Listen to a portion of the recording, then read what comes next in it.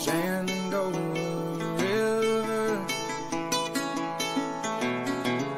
Life is older, older than the trees, younger than the mountains, blowing like a breeze. Country roads take me home to the place I belong, West Virginia. Oh, mountain mama, Lord, take me home. Country roads, all my memories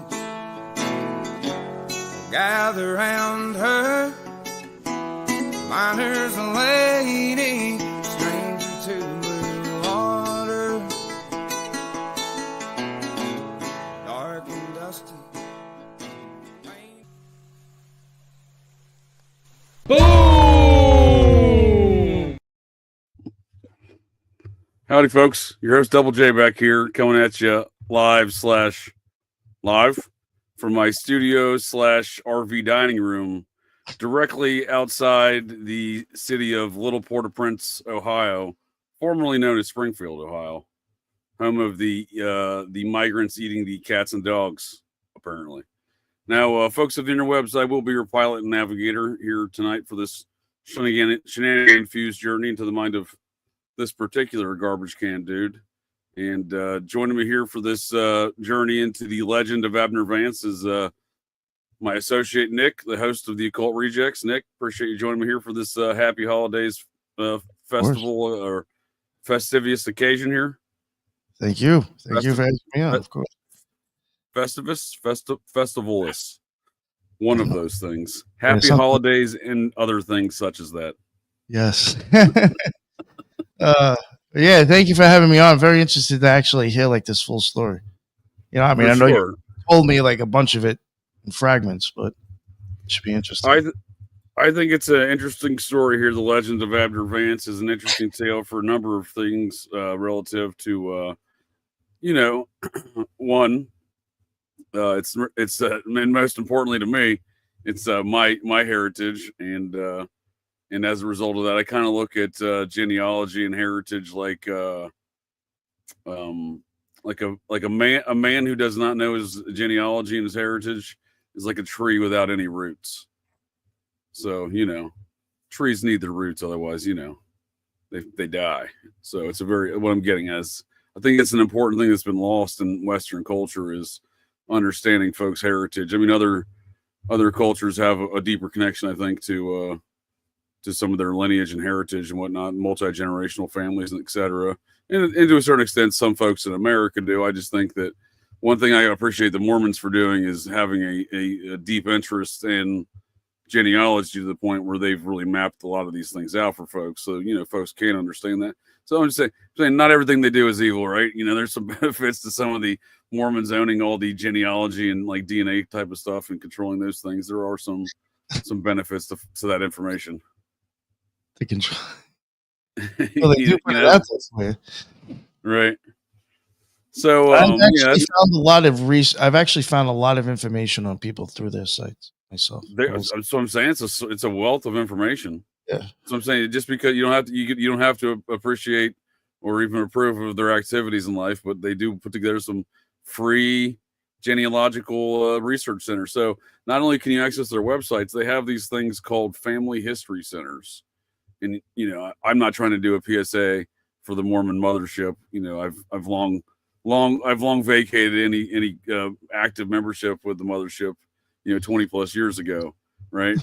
But they do have these family research centers where you can go there. You don't have to be a member, and you can go do all your family genealogy. Granted, they're going to want the results of whatever work you do there, because they're going to want to baptize for the dead anyone you discover in your family.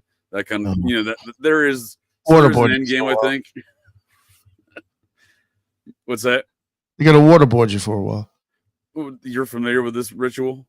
Well, when Carl was telling me about it, he said when you had to do so many, I was like, at that point, it's almost like being waterboarded.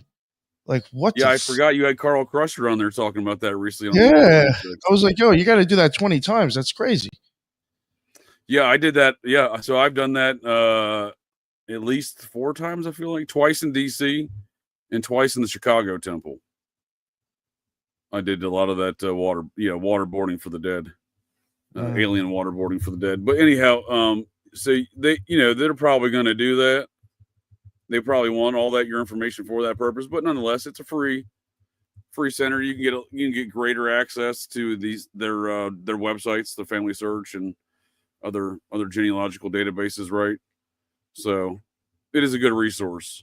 So that's probably one of my main focuses is obviously my heritage here, to my ancestor Abner Vance, who apparently, according to, there's many legends surrounding the man, and I think there's a lot of reasons why he's a popular in American folklore kind of character, long before one of his other descendants, J.D. Vance, my distant cousin J.D. Vance, the incoming vice president, long before he became any kind of national prominence. A lot of other Abner Vance's descendants are well known in American folklore and like pop culture. So, for example, and probably most notably, and I think this is the reason why this family feud from Appalachia is most well known, the Hatfields and McCoys, because Abner Vance is a progenitor of the Hatfields and McCoys. Many characters, that is. For example, are you familiar with the Hatfields and McCoys tale? Yeah. Outside of the Moonshine, TV shows they do, or the TNT network starring Kevin Costner. I know about that stuff. Yeah. Right. So, but it remains a kind of a focal point in pop culture. TNT did a miniseries starring like Kevin Costner as Devil's Anse Hatfield. So, Devil's Anse is Abner's grandson.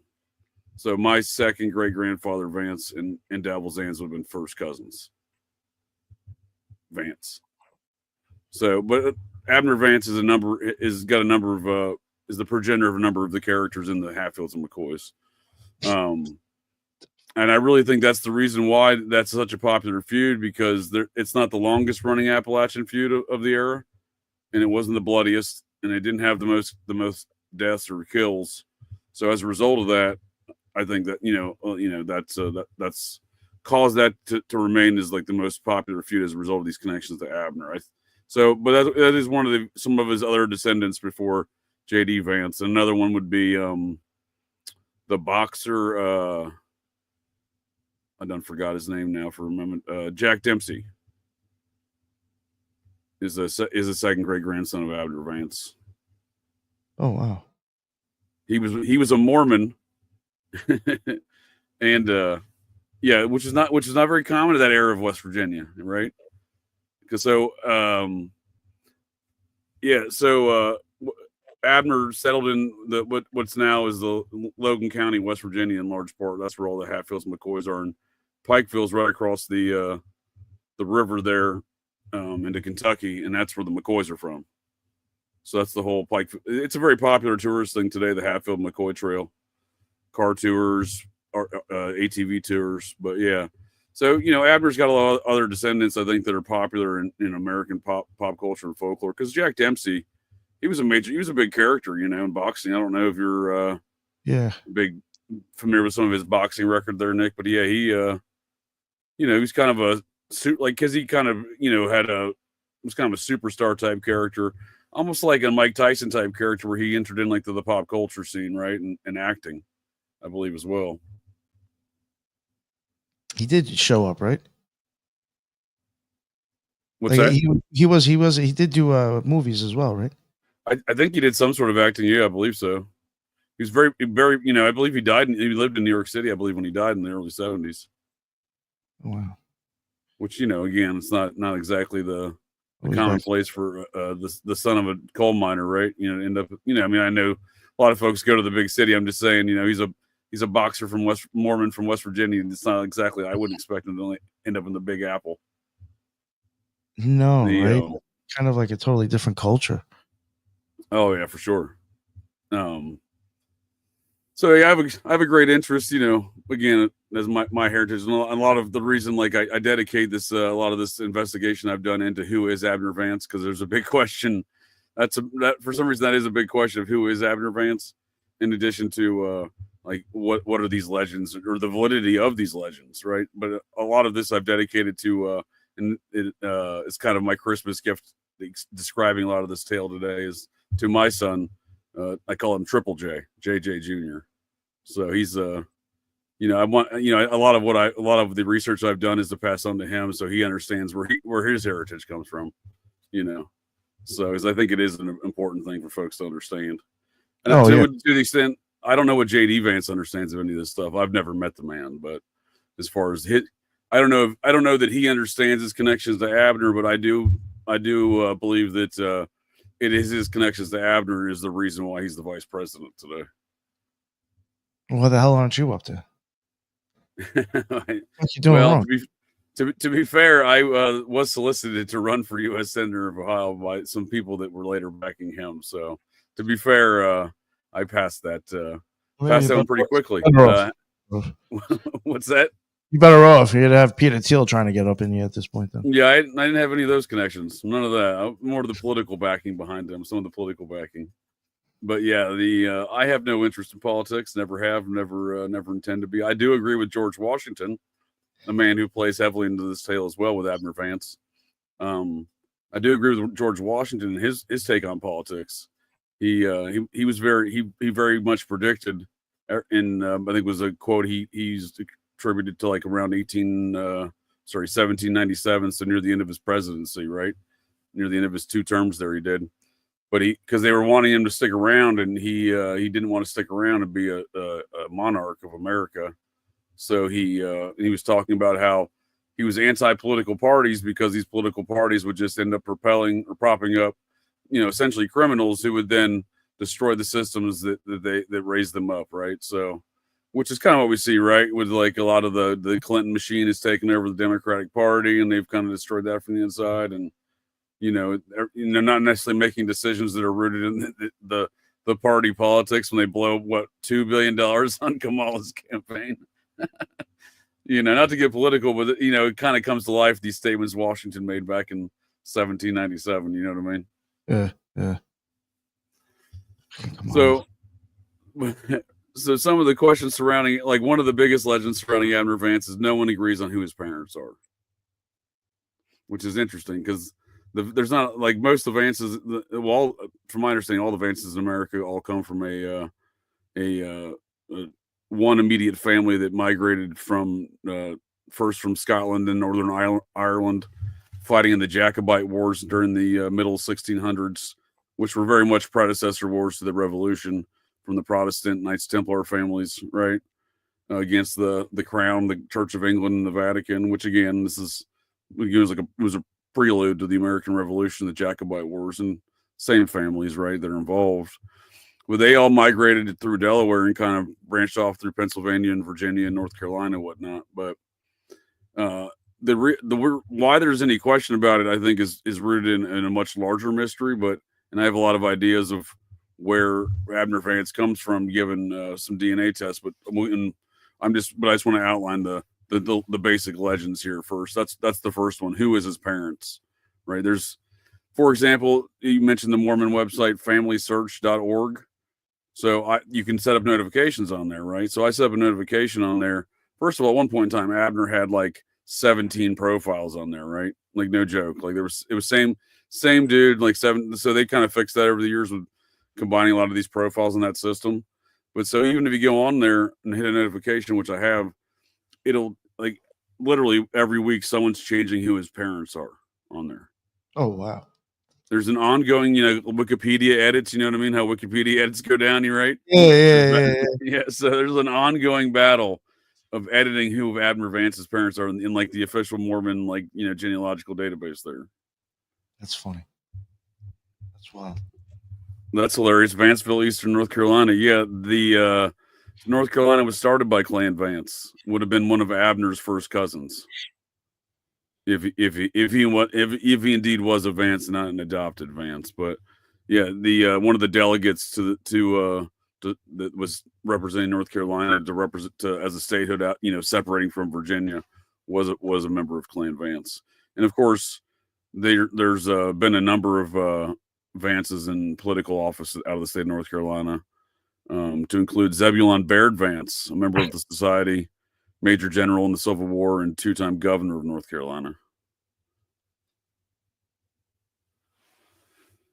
So there's definitely a lot of Vancevilles around there. There's a Vanceburg in Kentucky. You know what I mean? There's Abner. So one of the other legends. So that brings me to legend number 2. County, too, right? I think. Where's that in North Carolina? Yeah, that's what I was looking for, Vanceville, to see how far that was away from me, and something came up for Vance County, North Carolina. Sure. Yeah, like I said, there's a lot of them around there, and so Abner's of unknown origins, not only apparent. So that's legend number 1, but this brings me into legend number 2 here. Legend number 2 is not legend number 1 as far as who's his parents. Also, when was he born? Because he ends up in North Carolina. Like when you're saying all these counties and these towns in North Carolina, he ends up living over in Western North Carolina. So allegedly he's born around 1759 or 1760. That's important because that's relative to, again. So my general is, well, let me just keep going with these mysteries before I get off on a tangent here. So mystery number 2 is, this dude Abner Vance, who enlisted in the wars of 1776, right? So there's this mystery, like there's this dude named Abner Vance. By all records, there's only one Abner Vance, right, at the time, right? And it's the one we're referring to here tonight's the discussion. But the daughters of the American Revolution and the sons of the American Revolution, because he was an enlisted man, so he didn't necessarily qualify for the society, right? At least initially. There's an argument to be made later, but at least initially. So, but the official genealogical organization surrounding the service of the descendants of the service of members of the Revolution, they say we need more proof that that's Abner Vance. So despite there being the record of the oath of allegiance, right, in the county just across the border from into Southern Virginia, there's that mystery, right? So then there's mystery number 3 in the legends of Abner Vance, and that is he allegedly murdered somebody and got hung in an O.J. Simpson style trial, where the newspapers of the time. So he was allegedly born in 1759, 1760, and then this is 1819. In fact, I think it's a very ritualistic date in which he was actually scheduled to be hung, July 16th, 1819. I don't know the exact ritualistic importance of the date. There's a series of events that take place on July 16th. That's exactly what I think it is, P. Thomas. Early witness protection. Yes, for sure. The July 16, 1790, Washington, D.C. was invented. July 16th, 1945, the atomic bomb was invented, right? That was the nuclear test, right, in the New Mexico desert. July 16th, 1969 was the Apollo 11 launch to the moon. And I believe I believe, yeah, right. Well, I mean, think about the importance of those activities and the occult nature of those dates, right? Those were rituals. They were seemingly very powerfully charged rituals, right? Because the nuclear, I mean, there's been billions of dollars dedicated to these programs, right? The nuclear programs, the rocket programs, right? So I don't know where you stand on this, Nick, but I kind of look at it as these wizards doing wizardry stuff, right? These magician folks that have done these rituals through these inventing these nuclear bombs and stuff that are going to come blow everybody up, and then you have because it's the same technology, right? So you have the same airframe, essentially. The IC intercontinental ballistic missiles is essentially the same thing that's launching things into space, right? And they're both fueled by Jack Parsons' sex magic rocket fuel, right? You got Jack Parsons with missiles and stuff for the government. Then you got Elon Musk, who I think is an occultist, and he's got sure, and he's using the same shit, right? He's using the same dick rocket, sex magic fuel stuff. I do think there is something behind that. I think a lot of that stuff is occultism, in a sense. Sure. You know, I think of all these things that occurred on July 16th are occultism. So the rockets and the nuclear missiles, those things are intertwined, given the airframes that deliver the two and the fuel that fuel them both, right? The sex magic fuel, right? And it just seems like since these programs have been getting siphoning up tens of billions of dollars of American tax money every year, right? I have to imagine these were very powerful rituals that were conducted on this date for some reason, right? And again, I would say whatever Washington D.C. is about, there's a lot of ritual stuff that went on there in the starting of that. So I'm just saying, like, these seem like important dates in American history, these July 16th. No, it does. I'll have to look into that. Yeah. I think Islam was also started on the July 16th. Obviously not in America, and obviously not in any time recently, but I believe I believe it was also July 16th. The so anyhow, so that's kind of the next mystery. So Abner allegedly gets hung in Washington County Courthouse in Virginia, right? In southwestern Virginia, and he. So yeah, well, we'll get into some more of those details here, but I'm just trying to cover the outline here. So that's the next legend, right? So then the after that is what's that? If he got hung.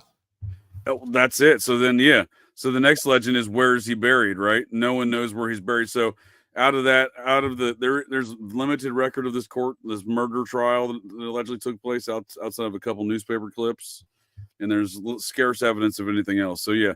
So that's kind of the next. I'm trying to think. That's the next. So, who his parents are, right? His military service in the Revolution. That's legend. Legend number one is who's your parents? Who's Abner's parents? That is legend number two. Why do they not recognize his military service, right? And then legend number three, did he murder somebody, right? That's really, and then legend number four is, did they pardon him? So the story goes, right, that he got pardoned for that murder. And then legend number five, yeah, where is he buried, for sure. So yeah, those are really the legends surround the legends of Abner Vance, as far as I've identified him, is the biggest mystery surrounding the dude. Because like, it's the year 1819, but you mean to tell me that they're gonna pardon somebody and there's just no record of it? Right? That doesn't make any sense. You know, this dude, he had kids, right? That existed. Abner Vance. Yeah. He married a Cherokee lady there in Western North Carolina, and they had I think the closest number is 17, but it might be 19 children. Yeah, they had a lot of kids. Yeah, I'm descended from this dude 4 times. So, what does that even happen? How do you have that many kids? That's a great question. So yeah, he I'll add another mystery here. So there's a common photo that rolls around about this guy, right? So that's this photo right here, right? That's supposedly Abner Vance, right? I've actually tracked down the my cousin of mine that apparently this photo originated from, as far as onto the interwebs, and he said it was just a photo passed down in his family. He's out of the Tennessee branch of one of Abner's descendants. He said it's just passed down in his family to the point where he never really questioned it, right? But if Abner Vance died on July 16th, 1819 in a hanging, right, where the pardon arrived at the courthouse apparently a couple hours too late, right? And during that time, he apparently was trying to delay the hanging, the execution. So he infamously sang a song from the gallows. He's attributed as being the first musician west of the Appalachian Mountains. And the song that he's attributed to is the Ballad of Abner Vance.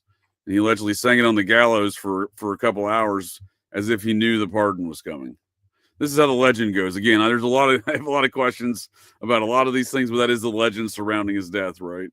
So, interesting dude in that regard. First musician west of the Appalachians, allegedly waiting for his pardon by singing a song. So, again, lots of legends around this guy. Not a lot of evidence. Not a lot of evidence about anything, right? And as far as that being dude's picture, well, if he died in 1819, there's no way that's dude's picture. There's no photographs in 1819. Oh. So either that's not Abner Vance or Abner Vance didn't die. There are pictures of his wife. She lived into, I think, 1858. Let me bring up a picture. So, but like, you agree with me, like, as far as these mysteries go, like, if dude did get convicted of murder, there should be a court record of it. If the Virginia governor, a member of the Society of Cincinnati, by the way, if the Virginia governor pardoned him, even though the pardon got there late, whatever, but I'm saying even if he pardoned him, there should be a record of this pardon. And all of these things, it's so far, at least in my surface level investigation of these things, these items are not readily available. So they seemingly exist only in folklore tale. This whole narrative around Abner Vance, only much like the folklore tales of the Hatfields and McCoys. Abner Vance's life and his existence seem to only exist in theory and folklore. It's very limited evidence, and no one wants to agree on a lot of things. Oh yeah. So did he die again? Go ahead. Oh yeah, got another 20 years for the photography. Right. Yeah, like what, about 1838 or so? 38. I think he said 39.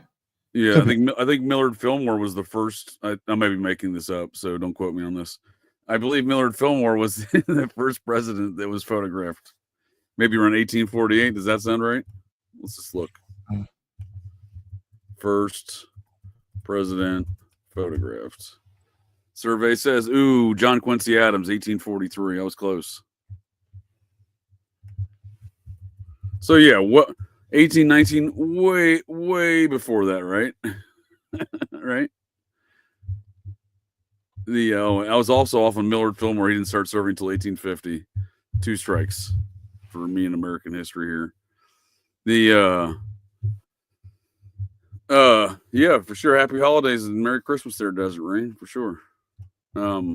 Yeah, so you can see where like all these legends are almost built out. Like I almost think some of these legends are almost being built out over this character of Abner. I mean, he was a real dude. I think that. Like I don't think it's like, oh, they made this dude up. No, like it's one of my real. I've seen enough evidence he's an actual forefather, and he did exist. But like, I see all this like evidence of all these legends kind of building up, right? So there's the legend of right here. Someone put on his Find a Grave page, which I think is, well, first of all, before I do that, let me and one of my favorite things in looking at the Process Church has been discovering Ed Sanders' notes, where he wrote the Process Church people are everywhere. I'm just kind of like just scribbled it on one of his notes. I just think it's hilarious because he was definitely getting stalked by the Process Church heavily, right? During that time frame he wrote that, but like, so I now jokingly apply that to Clan Vance. Clan Vance is everywhere. So this was a tweet from country music star John Rich, where he says he posted a picture of his dad, who apparently his dad was a Vance via his maternal grandmother, Rich's maternal grandmother. Or I'm sorry, his dad's mother was a Vance. I'm sorry there, but he posted a picture here of John Rich's father versus J.D. Vance, and I mean, it looks like a strong Vance resemblance to me right there. Yeah, they do look like they're related. Right.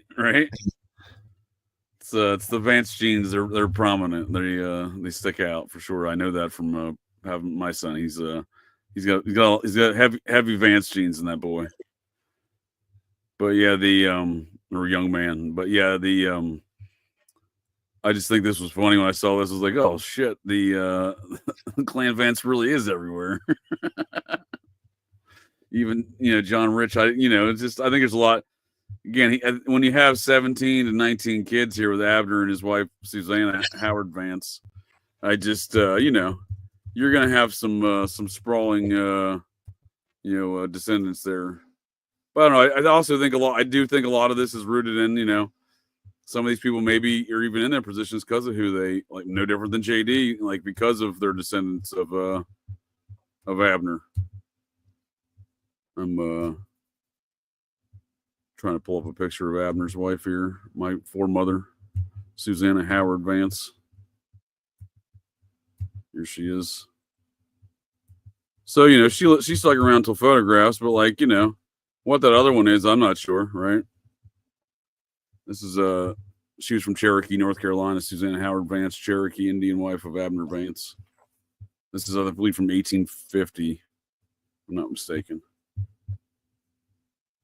But yeah, I'm just not willing to believe that other one was really him. I mean, again, it could be because he could have survived, or you know, et cetera, et cetera. That is interesting though, with the timeline for when photography was right. That's when I pointed out to my cousin who was the originator of putting that photo online that I tracked down in my kind of investigations of where that photo came from.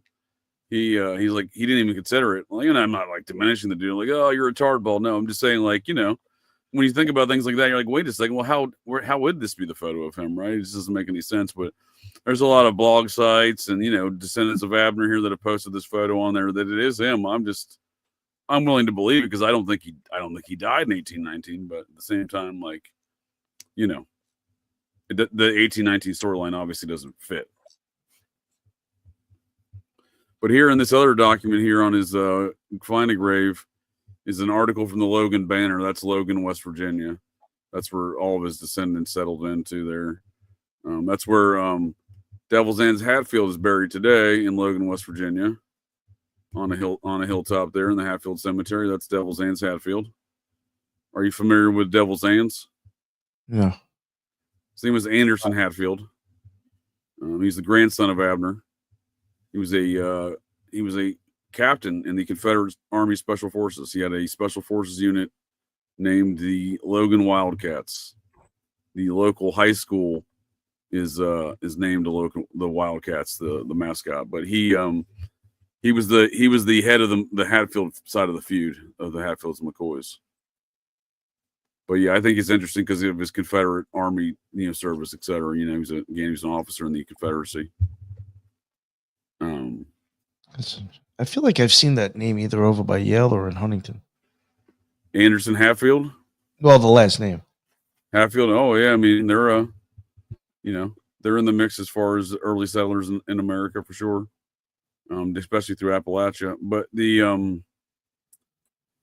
he's called Devil's Anse because his name's Anderson, but he had a first cousin also named Anderson Hatfield. So one of them was determined to be the Anderson of the angel, and the other one was determined to be Anderson of the devil. And my grandmother Vance used to describe this to me when I used to act out of pocket as a child. She used to tell me that I had the devil in me, and just like my cousin, you know, Anderson Hatfield, Devil's Anse. That's how I understand this story. This is how she told it to me, that he had so much that he was the evil one right out of him and his cousin, that they called him Devil's Anse and his cousin Angel's Anse Hatfield. So classic scare tactics in the family, you know, the devil, that I got the devil in me. Some of the Vance you know, folklore. Lots of Vances in the Confederacy. Oh, for sure. Absolutely. Especially out of North Carolina. So I think this cemetery right here on a hilltop in Logan County, West Virginia, just south of Logan and Sarah Ann, a little pocket of little pocket of the hollers there in between the mountains there in Logan County. Logan County is very mountainous. I mean, like they have like some huge open cliff sides. It almost looks like a big old crater. But it's so kind of it's way off the beaten path. I mean, it's not like, you know, you may be like 40 miles from the highway, but as the crow flies, but you're not getting there like an hour and a half, right? Like it's nowhere. I wouldn't call it anywhere near civilization. So it's kind of a hike to get to the top of this hill once you get there. But everyone wonders where Abner Vance was buried, and my understanding is he's buried in that hill, on top of that hill, right behind his grandson Devil's Anse Hatfield's statue there. But it says here on his on his Find a Grave website, buried or lost at sea, right? Someone actually put a note on here, buried on property that he once owned. That would be an accurate statement for that cemetery, I think. That would be property I think that he might have once owned. I don't have that for a fact, but I've just talked to other folks, right, in getting to know. So until I did some DNA tests, it's really I reached out to a lot of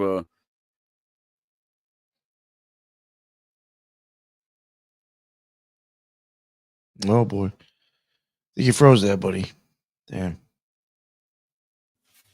Am I back? Yes, you are. Yeah. I'm glad you are, because I was like, I know nothing about this, so I don't know where I'm going. I wouldn't have you wild. I gotta run this. I'll play my later. Right. Like, oh, here's a song for an intermission. Everybody just drops off. Right. All right. I just think so. Like putting it together, like if there's a mystery of where he's buried, like no one really knows. We don't even know this guy where he's buried. Like, you know what I mean? And there's this, they don't have a pardon, and there's scant records of the court. Like, you see what I'm see what I'm saying about this whole folklore that's been built around Abner Vance, but none of it really has any evidence of it, right? Like, I do think it's very likely that he's buried in this cemetery behind his grandson statue of Devil's Anse Hatfield here. That's possible. I'd like to see some sort of evidence of any of these things, quite honestly, right? Like the legend goes deep because even the legends have legends around this guy. Did they mention anything about where he lived? Like, they said that he might have been buried on a piece of property he owned. Can you find right? him? Yeah. So right here on this one, actually, I'll read this here. This is somebody posted this on the Find a Grave website. Vances are all bastards of the state. There's a deep lineage within the clan Vance, even going back through again like the Jacobite Wars. One of if Abner was a Vance, which then in turn causes me to be a Vance. One of our ancestors would be Sir Patrick Vance. He was the ambassador. He was a friend of King James, the dude who rewrote the Bible, because that was I think people overlook how big of a deal that was at the time. King James of England, making his own Bible and whatnot, right? Like the Vatican didn't like that. I'm quite certain of it, because they try to blow him up in the gunpowder plot, right? With the Guy Fawkes mask. Guy Fawkes was the fall guy in the gunpowder plot to blow up King James. King James is one of his close friends with Sir Patrick Vance. That's the Scottish spelling of Vance. Vance is the Irish spelling of the surname, because they briefly lived in Northern Ireland before America. But Sir Patrick Vance is immortalized in an infamous Scottish ballad called Sir Patrick Spens, Spens. But it tells the tale of Sir Patrick Vance and his ambassadorship to Denmark. He negotiated the marriage between Queen Anne, I believe it was Queen Anne of Denmark. Was it Queen Margaret? Between a 14-year-old girl of one of Denmark, the Denmark princesses, and King James. So that's Sir Patrick Spens, Sir Patrick Vance, but immortalized in a pretty infamous child's ballad. So yeah, there's an interesting heritage there, just even past America. But again, I don't. My survey says Abner Vance is not a Vance, and I'll show that here in a minute. Here as far as some of the other supporting evidence outside of just my own DNA tests, which if he's my fourth great grandfather, I may not have a lot of evidence in DNA tests, but since I'm 4 times descendant from him, then it makes that a lot stronger, more DNA there. So it makes it it's made it easier to kind of do an investigation there on who his parents are. Because like I said, it's such a highly contested thing on the Mormon website. Like, you've been on there, right? Like, you've probably looked at some of the genealogy on there. Yes. I don't know that there's a lot of characters on there that have weekly edits. You know what I mean? Usually on there, people are pretty chill. Like, someone puts up a document, establishes the relationship, and then it just stays like that, right? Maybe someone comes by and corrects it, right? Like, I've seen these things, but like, I'd really be curious to know how many people on there that every week someone's changing the parents of this person, right? Like, it seems aggressive. Yeah, no, I've never noticed that happen. And then I've used it a bunch of times for a few topics. Sure. Yeah, it seems very anomalous to me. I mean, I don't want to say it's the only person on there, but I have to imagine he's one of the few people on there where folks are aggressively every week just changing out his parents. So that's a good question. King James Hatfield, Francis Bacon. I've never heard that. Is that true? That'd be interesting. Who knows? I know King James. He did have Shakespeare play. I forgot what it was, but like his first performance or something that he did was done for King James before he did it for public. Interesting. Yeah, I don't know enough about either one of those topics to be quite honest with you. Some people think that Francis Bacon and a couple other people might have been Shakespeare, but sure. Who knows? But he does. Interesting that the guy who did commission that Bible was also my opinion, Shakespeare. You have to start questioning if he was an occultist or they were an occultist or whoever. I think they all were. I would imagine they all are. Yeah. But he was surrounded by a bunch of them. Yeah, I mean, he was a contemporary to King James. Bacon was. So I mean, they may have. I'm assuming they knew each other, right? Again, it's a good question. I'll have to look more into that. It's a good question, though, for sure. Oh yeah. So this is entitled "The Hanging of Abner Vance." This is an article printed in the Logan Banner, Logan, West Virginia, November 23rd, 1979. One of the most legendary characters in Logan County history was Abner Vance. He was a Revolutionary War veteran, depending on who you talk to, right? From North Carolina, an Indian scout and a surveyor. As a sister, again, depending on who you talk to. Abner spent many years traveling the countryside, spreading the Baptist faith. He loved to write and sing the early mountain ballads and hymns. Abner and Susanna had a daughter, Elizabeth, who ran away with Dr. Lewis Horton. This is the alleged character that would later be the victim. After several months, Dr. Horton returned with a girl. He and Abner got into an argument, and Abner shot and killed Dr. Horton. Abner stayed in this area, Logan County, then Virginia, until friends convinced him that if he went back to Russell County, he would get a fair trial. But the trial ended in a hung jury and was moved to Washington County. In the second trial, Abner was found guilty and sentenced to hang. Tradition says while in jail awaiting his execution, Abner wrote the famous Death Ballad of Abner Vance, which he sung standing at the scaffold minutes before he was hung. A newspaper account of the hanging says Abner addressed the spectators, about 4,000, for about an hour and a half, with considerable ability. Ironically, he received a pardon from the governor of Virginia, but the pardon was received after the hanging. Reverend Abner Vance, born 1759 in Buncombe, North Carolina, and died 16 July 1819 by hanging. So that's the newspaper article printed about, again, reciting a lot of these incidents of the legend, or these parts of the legend, but the validity of any of these things, I draw into question: the pardon, the murder, the trial. There is a newspaper account from the time, right, saying the 4,000, citing those 4,000 people. That's what I was saying. Like, it's kind of the O.J. Simpson trial of Appalachia of the time. Apparently, 4,000 people. That was more than the town of Binghamton. Binghamton's the capital seat of Washington County.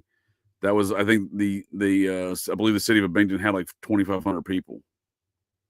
Maybe even the county had 2,500 people at the time. So it seemed to be the place to go is if this really did happen, right? So again, that's one of the legends. Did that trial happen? Did the pardon? Was the pardon? Was there a pardon? And then again, what happened to the body? So like again, like if you're a steward of the state, like if you're a prisoner, or if you get executed by the state, like I don't know how the state can be like, oh yeah, well we didn't document that though. Like we just didn't write that down. That's one of the things that really troubles me about it, right? I think it's interesting. You have no idea. Well, I mean, I guess going back far enough, maybe you'll lose information of who his parents are, but there's no proof of death or birth with this guy. Right. Yeah, I know. I get the part about losing it. Yeah, but my understand, the thing I find so strange is the argument over it, right? Like, why isn't there just an agreement, right? Because there does seem to be a consensus of where he falls into the. So here we go. I'll bring that up. That's a good point. It's a good segue into the next portion here of the discussion there, Nick, which is the some of the DNA evidence, right, regarding who the parents are of Abner Vance. So there's something called the Vance Family Association. It's a non-profit charitable organization. Now that I say that, I'm gonna go check their 990s with the IRS to see if they're filing properly. I'm gonna go do an audit now that I mentioned it. Go and look at their shit. Did you ever use that site? ProPublica? Oh no, I use GuideStar. I have. Oh, I've used GuideStar, yeah, but I compare that to ProPublica as well.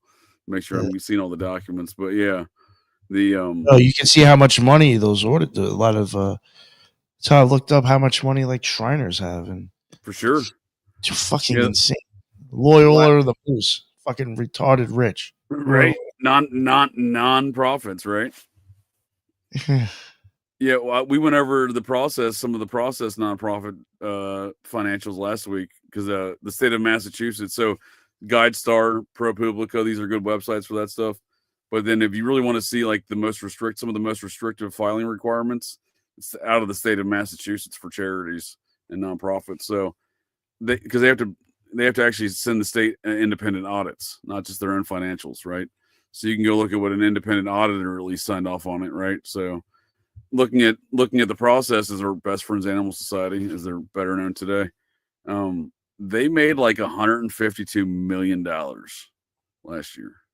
I believe that's what it was. We went over in the show. It was in the ballpark of that.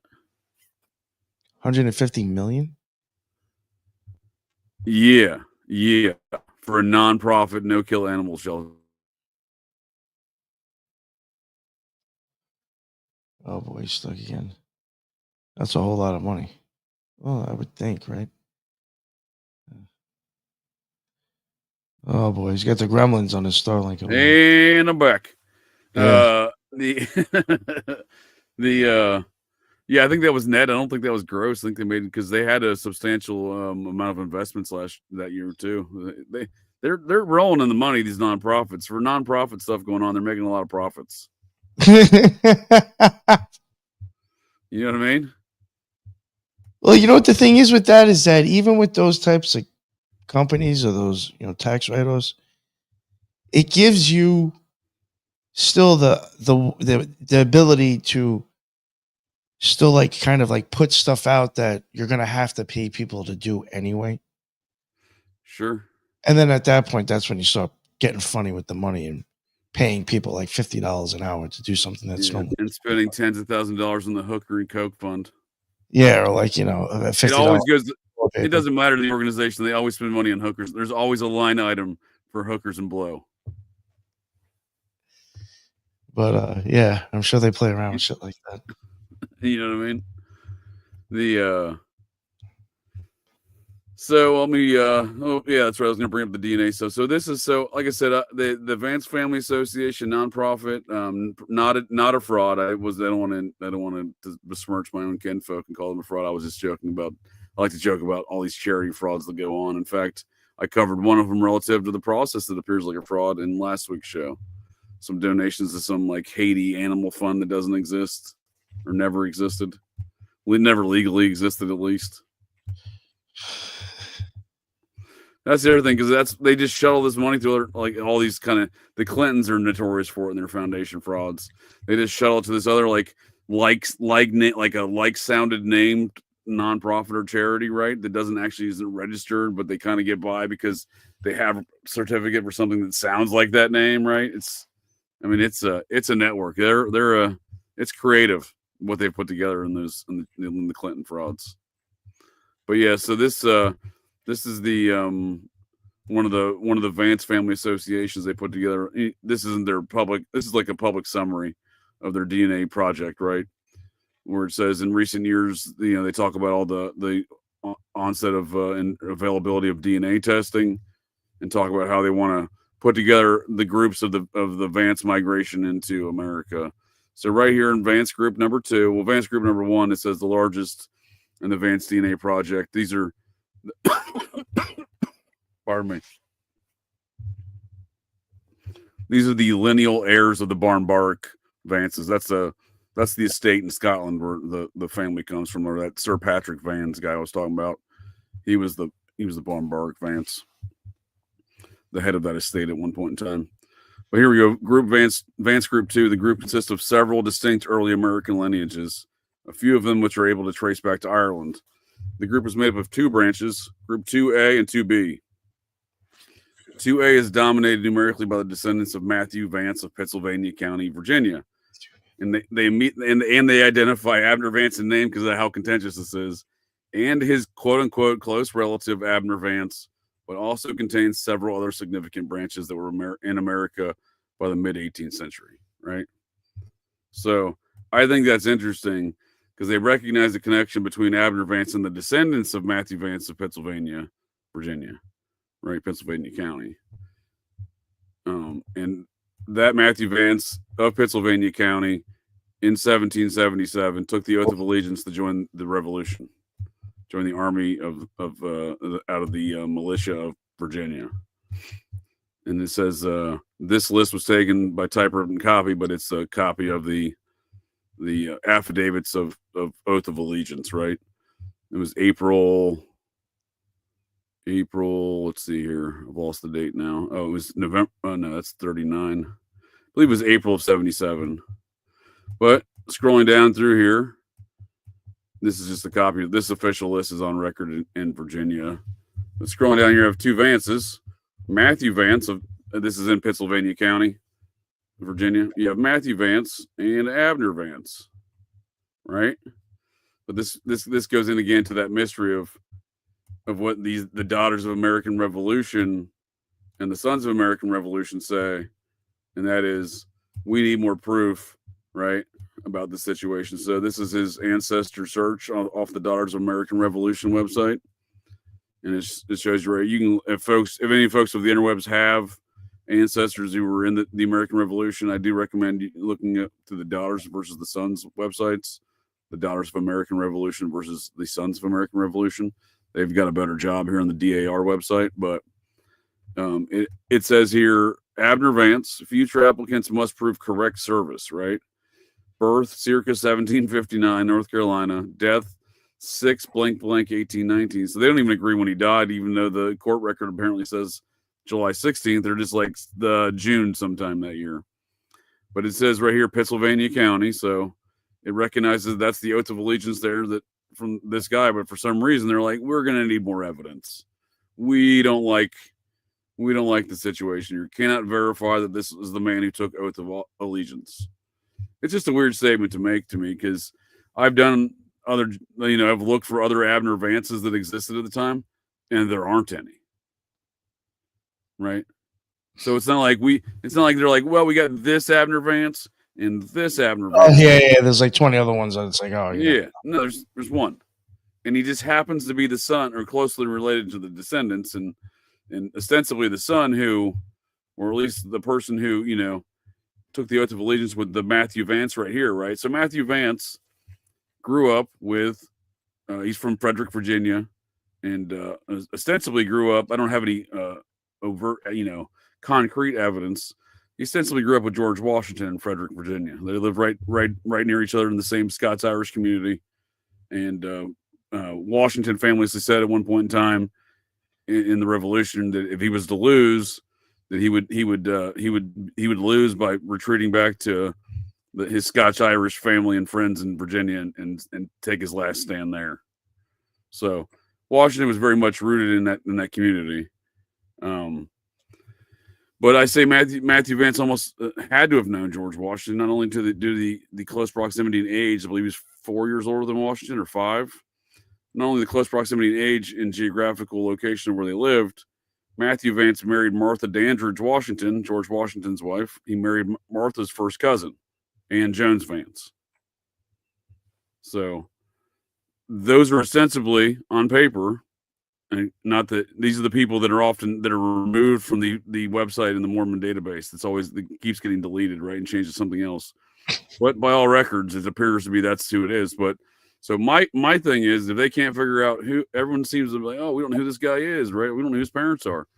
But the DNA evidence shows that he is closely related to the descendants of that Matthew Vance. And again, Matthew's wife, Martha Dandridge Washington's first cousin, who their grandfather is an interesting character. His name was Orlando Jones. He was a minister in Williamsburg, Virginia. And his church was used to plot the Revolutionary War from the Virginia faction. So, there's a lot of heritage within those it's not just the Washington side. That Dandridge side has a lot of heritage in the early onset of America, right? Like, so Matthew Vance's wife, Anne Jones Vance, she had that same heritage. She was also the granddaughter of Orlando Jones. Her father was the son, and Martha's mother was Orlando Jones's daughter. So he had 2 kids. So I think it's interesting because if indeed no one can figure out who Abner Vance is, my DNA tests all suggest that, given the large volume of Washingtons, what I call the Washington factor, that I have no idea how to account for all these Washingtons. George Washington, folks, as well, direct relations to George, not just his cousins or extensions of the family, for example. And this is one I like to use to emphasize the nature in which America's like folks like the Mormons are rooted in the Americans' elite class of the establishment, if you will, of America. The folks who founded this country. So Lawrence Washington, George's elder half brother, who left him Mount Vernon when he died. He left Mount Vernon to George. He was the eldest of their father, so he first inherited Mount Vernon. But one of Lawrence's I think it was Lawrence's second great granddaughter, I believe it was, or I'm sorry, great granddaughter, second great granddaughter, married Joseph Smith's son. Oh wow! Right? How weird is that, right? So I have this woman who appears to be my fourth or my third cousin. She's the second great granddaughter, DNA wise. But again, I have a lot of Vance in me. I have a lot of Vance in me, Abner Vance, that is. So I have, the relations look closer and this is such as that. But like, that's my only. She's one of many other people, but that's one of my examples I use of how I think these families have intermingled, intermarried over the years and procreated because. Well, this explains how he had 18 kids, 19 kids. He was probably Mormon too. Oh, Abner? Well, you never know, right? But he's a little bit before the Mormons. We never know, I guess, as a proto-Mormon type situation. I don't know, though, but he definitely claimed to be a Baptist, but again, there's really no record of that. So it seems to me that the most logical solution, again, considering even what's the known evidence of Abner Vance here, is that he's related to the descendants of Matthew Vance and Anne Jones Vance. But I would argue that those connections are not through Clan Vance, but rather through what equates to be the Jones family. That is Martha Dandridge. Her mother was a Jones. So so again, Anne Jones and Martha Dandridge were first cousins. Jones, that is. So I would argue that's the connection because again, I can plot numerous other people besides just Joseph Smith's second great granddaughter Smith, right? Her last name is Smith. She wrote a blog. When I first discovered this person in my DNA database, I remember looking up her email address that she had listed. Pardon me. The first hit on the search was a blog post she made saying like, "Oh, I did a DNA test and I discovered I'm Joseph Smith's second great granddaughter." And her name was Smith. I don't know. I'm not sure where the surprise was there necessarily. I feel like she should have known that already, right? Like, you know what I mean? Within her family. I don't know why that would have been a secret that she's like her 40s. And she's like, "Oh, I just discovered I'm Joseph Smith's second great granddaughter. And I joined the Mormon church as a result of it." Now, no offense or disrespect to that lady, my cousin, my distant cousin, that is. I would have had the exact opposite reaction. Like, "Oh shit, I'm descendant from Joseph Smith. I'm not going to join the Mormon church." That'd have been my reaction. But yeah, so it's funny that she joins the church for that reason. Right. Yeah, she wrote a whole blog post about how, "Oh, I'm now a Mormon," and like, "Oh shoot, yeah, I left before I even like I would again. I have opposing views of her than the Mormon church, I believe. So, yeah, happens. All right. Well, after spending some time in the cult, you know what I mean. You get a good feel of the things that go on in there. I got a lot of problem with taxation. I got even more problems with tithing. Back to these nonprofits, right? And the Mormons and their like, $100 billion plus slush funds they're just sitting on. Like, oh, they're like, "Oh, we don't pay taxes, but we do have a couple $100 billion in the bank we can just go tap into anytime." So it's a weird environment we live in America these days when we have these these enormous quote unquote nonprofit things that just rake in profits. You know, they get their. I don't think anything's going to happen with it, but somehow I'm not exactly sure who, but they were getting investigated because, like, during COVID, they said that the amount of money that they like made, I think, with their investments or something, like, was absurd. It was like, you know, like, it was just like, how the fuck were you making that much money during COVID? Oh, for sure. Yeah, there's a lot of that going on right now, right? I know they got Taxes are looked definitely into. illegal. But have you seen some of the celebrities that have been pulling in all them COVID monies they're getting busted for right now? Like celebrities and like musical acts. Like, I don't know, P. Diddy probably's on that list. I don't recall necessarily, but P. Diddy. Right. So what do you think here about all this mystery surrounding Abner Vance there, Nick? Do you think it's like, what do you think what I'm saying is like it's reasonable, right? There should be more records of some of these activities, right? There should, you know what I mean? Even within like DNA studies, I feel like they were like, well, we're going to put him over here, but like, we're not really going to recognize who his parents are. Well, you know, I even wondered about that. It's like, well, then how do you know that the last name was even like, what if you just changed your last name and that's how, you know, or like, who's to say you were a real Vance? Put it that way. Well, I will tell you, I'm not. I'll tell you right now, after a significant amount of study looking at my DNA test, I'm not related to a single Vance that is not a descendant of Abner Vance. Huh. And I find that impossible because, again, I have 4 Abner Vances in me and, 4 lines of Abner Vance in me, right? So not only should I be able to see that, like, for example, again, there's on that same idea, right? That, you know, that I don't have any other Vances I'm related to that aren't from him. Like, I have nowhere to put all these Washingtons. So, right? Like, so online in genealogy online, this guy's related to you, but when you go and take your DNA, nothing. Is that what you're saying? As far as like any proof of being related to him? Well, I don't know because like I don't have any access to see any other. Well, I take that back. I do. So my other side of my family tree, I am related to Clan Vance for sure. So I have a member of Clan Vance, right, of actual Clan Vance, who's not a descendant of Abner, that I can confirm is not related to any of Abner's Vance descendants. So I can demonstrate all these things within my own DNA tests, you know, to the point where I know for certain that Abner was not a Vance, right? I can say that with 100% certainty. The question then becomes, am I right that his parents were actually George and Martha Washington? That in lies the mystery. There is no mystery of whether or not he was an actual Vance. I can say that with great certainty.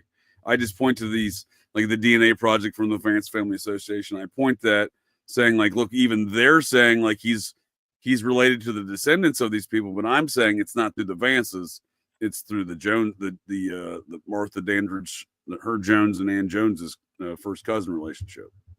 So, yeah, I can say, yeah, I can say with certainty there's no other Vances, like actual Vances that I'm related to, which again I should be if he was a Vance.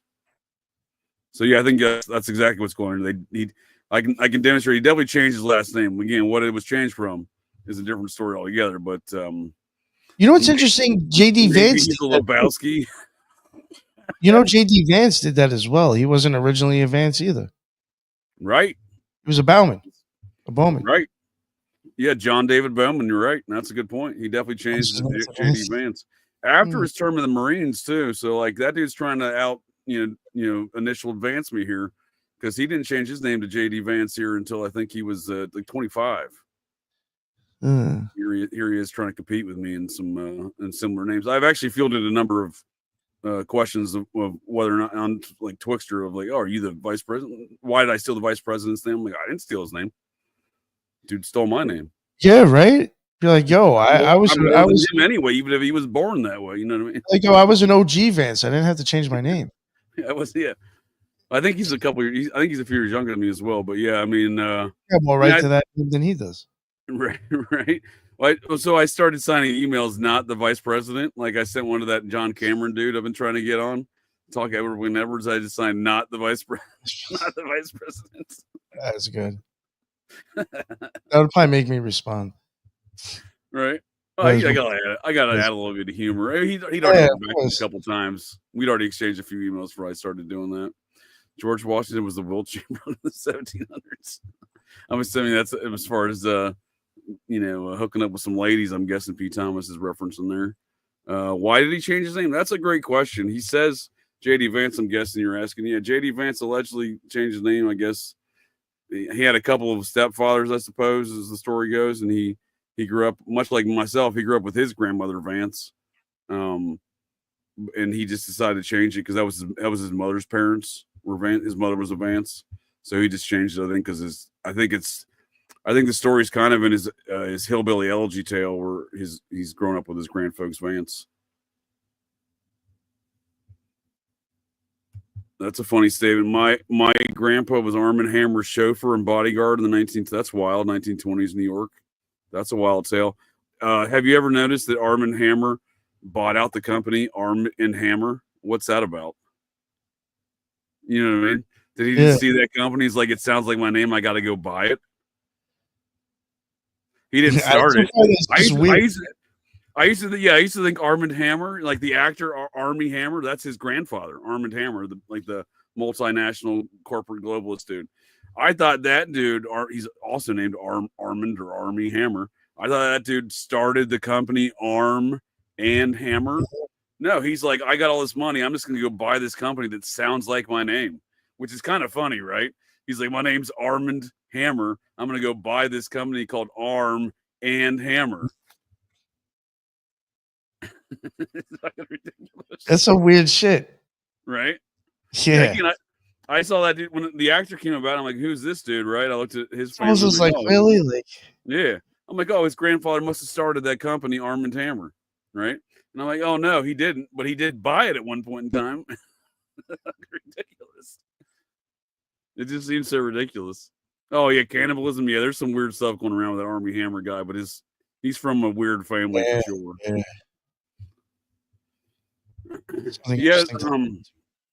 I look at a lot of this again, like the folklore surrounding Abner Vance to kind of bring the Abner Vance tale to a close, just to where where my general thoughts on all this stuff is. I look at it as a tale in American folklore. I mean, again, I'm willing to admit it's possible that I'm wrong. I'm not wrong, but I'm willing to admit that it's possible that I'm wrong, that he's not the son of George and Martha. Again, I'm willing to admit it's possible, but I'm also willing to admit it's not wrong. On the same note, but I'm just being ridiculous there, my assessment. But yeah, it just, there's all these stories of folklore around him. They almost embody the whole nature of who Abner Vance kind of is this nature, this whole folklore kind of character, right? Like, again, there's no evidence of his birth. The folks who run the Revolutionary War records are like, we're gonna need to see more evidence. We don't care that he's the only Abner Vance. We're gonna need to see more evidence that this is your Abner Vance. That just the whole thing doesn't make any sense to me. And then there's no record of the murder, the hanging, the pardon, his burial. The guy exists in theory only, in folklore and theory only, really. Pretty much. It's like a urban legend, this dude. Yeah. And there are a lot of urban legends. So one of the urban legends is that in his duties in the Revolution, he served as a spy and a scout and a surveyor, and he did these duties for George Washington, which I'm willing to believe, given even on paper, his parents' connections to the Washingtons, right, to George and Martha, right?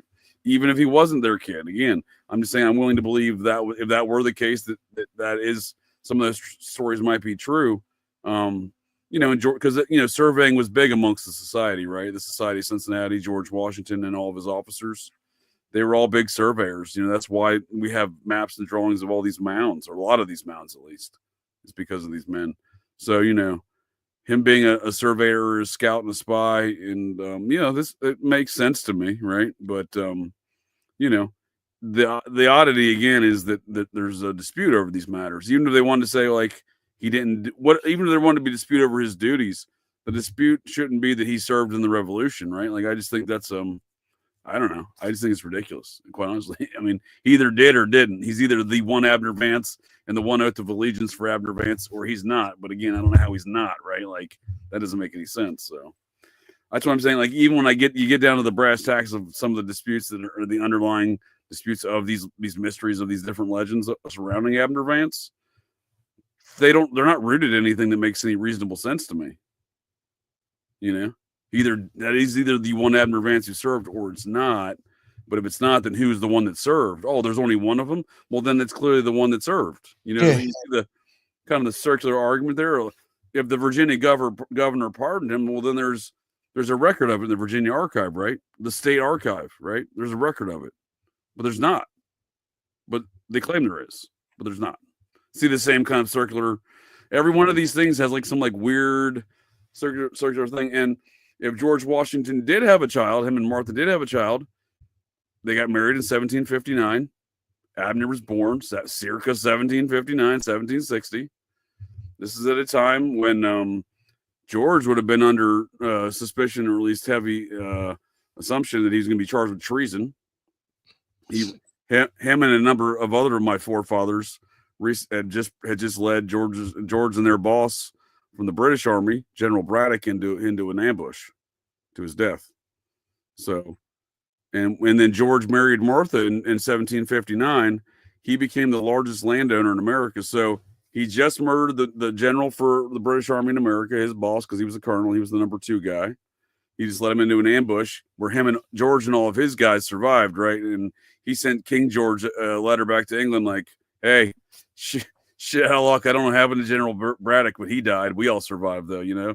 So obviously King George was probably like, that sounds made up. Like, that doesn't sound like a real thing, you know. And then he becomes the largest landowner. I just think it's not really well known in history that I just think he was targeted for treason right at that point, right?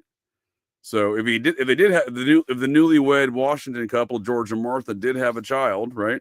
They're the wealthiest landowners in America at the time. They did have a child. I'm assuming they wanted to protect his interest, and what I'm alleging is they gave him to George's friend Matthew Vance and Matthew Vance's wife, who happened to be Martha's first cousin, and shipped that kid to the furthest point west in Cherokee, North Carolina, where Abner would later meet his wife, the Cherokee lady I was showing, Susanna Howard Vance. But that area would have been the furthest point west at the time. Thomas Jefferson liked that dark meat. That's not only hilarious, it's also historically accurate.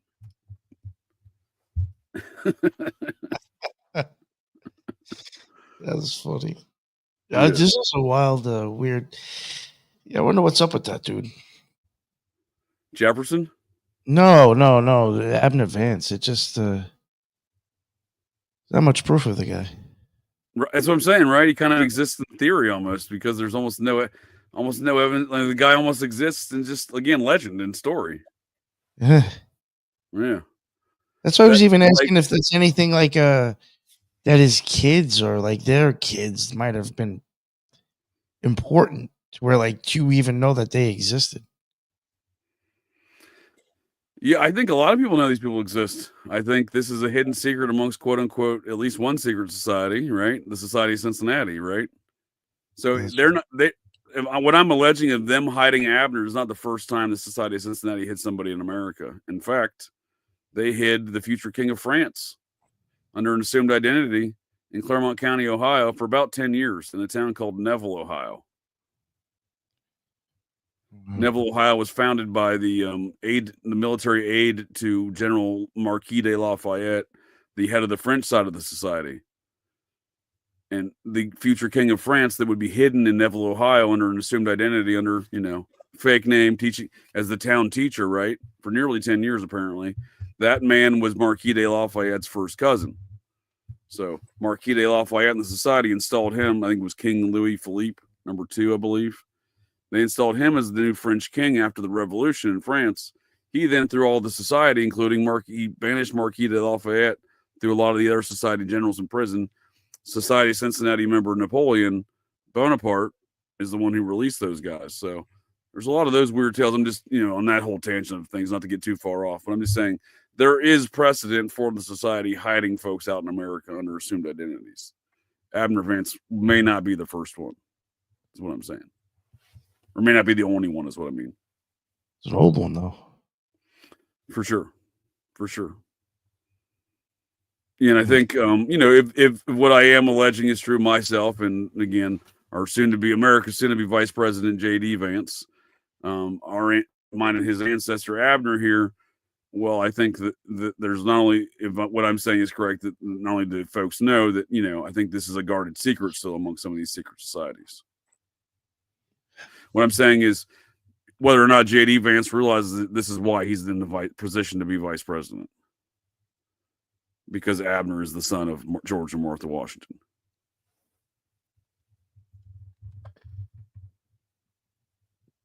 It's interesting. It's like a novella. Right. It's almost like the Da Vinci Code, but like an American Da Vinci Code type of thing, right? Weird mystery of genealogy of these things, right? And again, I mean, it's really not all that far off because the Sinclairs and the Vances are both rooted in the Templar families.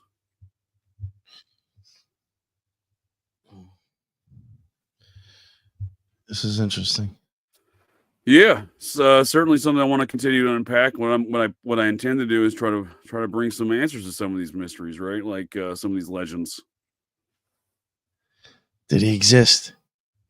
Did he exist? And, what really happened, right? And then why though? Like that's a whole other thing. Like why would you even be it could be so many reasons why he went was a Washington claiming Vance. I don't know. You know what I'm saying? Like, sure. I will say, I think, I'll if you have any more thoughts, I'll pass it back over to you, Nick. I'll leave with this comment. I do believe Abner discovered who his parents were before he passed. During his lifetime, he named his last son, I believe it was again his 17th or his 19th child. He named his son George Washington Vance. So I do believe he figured it out. I like that. Yeah. Strange mysteries indeed, American folklore. But Nick, I appreciate your time, man. Do you appreciate you trying to wrap your brain hole around some of these American folklore topics surrounding Abner Vance. Or do you have any closing thoughts here on our Happy Holidays Christmas show? I know you got a show coming up tonight on the Occult Rejects. Yes, 9 o'clock. You have any closing thoughts here on the mysteries of Abner Vance? I do. Well, obviously, there's something up with the story. Not saying the guy doesn't exist, but I'm just saying like there's not much showing that he did, and it's just just so many. You just start wondering why, like, why are you having to change your name? There must be some. I'm sure there's probably something behind it, especially with these. You see the connections of the family. You know what I'm saying? Right. And again, I want to say, again, there could be multiple reasons the meteoric rise to national political fame for J.D. Vance. And again, this is not a matter of jealousy at all or anything else like that, or opportunities that I didn't want to take, right? Because again, invitations for politics to run for Senate, I had no interest in, the exact position he would later run for. But what, it does kind of provide a context to that, right? Like, where else did this dude come from, right? And what is the purpose? Like, what's the impetus behind his rise in politics? Or is it just like a stage name and an image back? I don't know. That's a good point, because that could be why he changed his name in preparation for something like this. He is a Yale guy. He's far more in a Peter Thiel funded guy. He's far more integrated into a lot of machines that I'm not involved in, right? So I don't know how some of those things work necessarily, but I do suspect that, there could be some recruiting, right? As far as maybe that is why he changed his name. I don't know, because it is a good question of why would the man at the age of 25 change his name like that, right? I don't know. I'm sure if there's any interesting shit, you'll find it, JJ. I hope so. I hope to tell a tale that I don't think a lot of people don't want me to tell, and I'm fine telling that. That's great. You know what I mean? Yeah. If I am right, this is the guarded secret. I don't think folks want me telling this tale, but I don't. I mean, it's a tale of my history as well, so I don't care. Yeah. No, I think it's very interesting. You got me intrigued. I'm like, what's actually on here with these this family of these people? Yeah, I and mean, I just it's a tale. I don't really separate that far from the topic we've discussed a lot, the Society of Cincinnati, because again, the governor, not only am I alleging that Abner would be a member of that society, from his father George, as a hereditary member. I'm also, because he wouldn't have been a member necessarily as the enlisted guy, right? But he could have been through that, right? A hereditary member. But I'm also saying, like, the governor of Virginia, who allegedly pardoned him, he was a member of the Society of Cincinnati. So, it's a tale that's inextricably connected to it, the topics we've discussed with Headless, and I've already in the past in our discussions on Society of Cincinnati. I know we previously, just you, me, and Headless were talking about doing a Civil War edition, like we've done 1812 edition, 1776. So I've been working on that Civil War edition, so that'll be something I think that will be interesting to go over here in the future relative to these same topics. oh, awesome. Yeah, nice. Another thing I just want to mention too, and then we can wrap it up. Something, again, like if these are important people or an important family, with Abner Vance, if he, and again, this is if everything's legit, if he had 19 kids, know Right. how big that just like spread out an important Sure. people on a family. Sure. That's a lot of people. I can tell you these people have served in politics, high-ranking positions in the FBI, other such agencies on a federal level, right? I'm just saying, just Vance folks that I know off the top of my head, a family and whatnot, right? So, yeah, I think these, again, Jack Dempsey, Hatfields and McCoys. I mean, you're right. I mean, the widespread nature of having that many kids, yeah, but all these, there has been a ongoing like throughput as far as Vance folks, descendants of Abner. I mean, other Vance folks as well. I mean, I believe you've probably heard me mention before in a conversation the guy that helped cover up some of that MK Ultra Operation Midnight Climax stuff was the Inspector General for the CIA, John K. Vance. Now he was an actual Vance. He wasn't a descendant of Abner. But what I'm saying is Clan Vance in general, Abner or not, they have a lot of prominent positions throughout. Again, even in your new home state of North Carolina, again, you can go over the western side and see statues of that Zebulon Baird Vance guy, the Civil War general, right? He's not a descendant of Abner, but he is of Clan Vance, right? So yeah, they have a lot of prominent positions for sure. But yeah, I think specifically Abner's descendants seem to have. I'm not gonna lie to you. I think I had a lot easier time in my military career than a lot of people, and I think that was part of it, right? You know what I mean? Like favorable assignments. You know what I mean? I'm not gonna say I didn't get preferential treatment, right? I knew it at the time. Like I feel like I'm getting preferential treatment, right? Did it? I think so. I mean, I'm just saying, like for example, my half brother Vance, he's a retired colonel from the Air Force. I'm just saying, I think people who are in these kind of society families, right? Whether or not they're a society member, but they're from the same family that comprises the Society of Cincinnati, right? These people are often found in prominent positions throughout military, culture, society, politics, right? Not just Clan Vance. I'm just saying Clan Vance is in that mix, but Oh, I guess that's a benefit for you in some ways. right. Well, Nick, do you have any closing thoughts for us? We can get this thing wrapped up. I know you like you said, you got another show coming up tonight. What are you guys talking about on the Occult Rejects? Oh, we got Ethan Indigo, we got Jen and Headless, and myself. Ethan wanted to talk about like Santa Claus and Christmas and stuff like that. So we'll probably be tossing the ideas of that. Yes, should be very interesting with all of us there, with looking at it different ways. I'm sure. I'll definitely tune in to watch for sure. It sounds interesting. Thank you, and thanks again for having me on for this. It's very interesting. It's kind of like wondering like what's really going on here.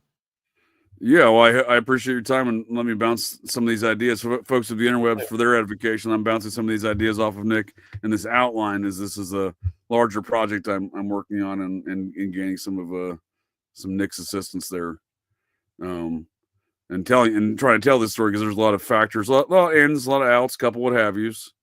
So it's a lot of things going on here, but yeah, no, I appreciate your time, man. And again, I just think it's outside of just obviously my personal connections. I think it's an interesting tale. Oh no, it is. Yeah. History. Yeah, no, I think so. Even just because of the fact of like possibly the whole Washington thing, like technically, Right. and I'll finally shut up. But like, if you think about it, like, what if he is really Washington and he had 19 kids? There's actually a Washington Right. bloodline going around under the name Vance. Exactly. And that's precisely what I think is going on.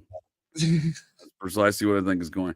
This guy included, on not knowing, but you know what I mean. Like this, you know what I mean. Like I can come up with numerous examples. Like, well, strangely, I should have been in prison, but then suddenly somebody helped me out, right? You know what I mean, like I'm causing a ruckus, and getting into all sorts of nonsense. You know what I mean? Like, just partying and whatnot. And even in my military assignments and stuff, like, I've been numerous combat tours and stuff in the war. I never went into Afghanistan, but in the wars of Iraq and Afghanistan, support over there. I've been to Iraq, etc., numerous times.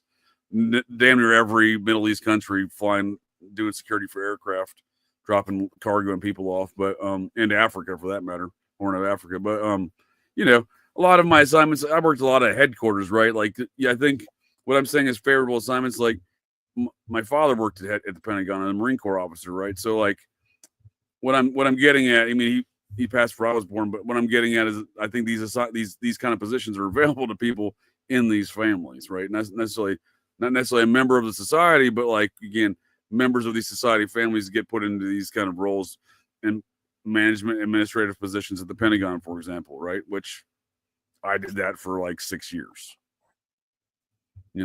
so hated it, couldn't stand it. I literally had to fight to leave headquarters in DC I volunteered to go to Iraq. I'm like, yeah, I will go to Iraq as opposed to being in DC. Baghdad seems more favorable than Washington, DC. I'm not in a rush to visit Washington, D.C. again after being there, so I can just imagine. So, well, yeah. So, as far as the folks of interweb's concerned, I hope more to fall soon, and maybe drawing some conclusions to some of these legends. And I'm involved in a lot of Clan Vance family discussion boards and whatnot that I'll most certainly be updating them in my investigations into some of these matters. That's great. Whether they like my answers or not, I like to make sure everyone gets the facts. You know what I mean? They can do what they want with it at that point. They can get as butt hurt with me as they want at that point. I'm just pointing out the fact. I'm just pointing out what I call the obvious. Yeah. That's all. Yeah. All right. Well, appreciate your time again, Nick, and folks of the interwebs. Hope you have happy holidays there, Nick, and folks of the interwebs as well. Hell yeah. Later. Well, that's it.